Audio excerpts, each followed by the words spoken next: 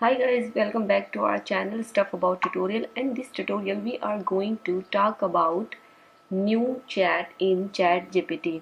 As you can see guys, I've asked a question and it answered me, but now I don't want to add my second question in this chat. What I will do, I want to ask my new question on my new board on or we can say I want my new question in my new chat. So what I will do, I will add the new chat over here and I will ask a new question and it give me answer, and that will be my new chat and my work will be, then my text will be easy to read, and all my chats will be saved separately.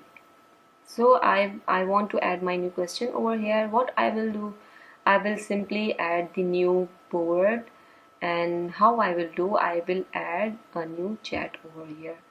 So you have to click on the new chat over here and ask a new question, and save it separately.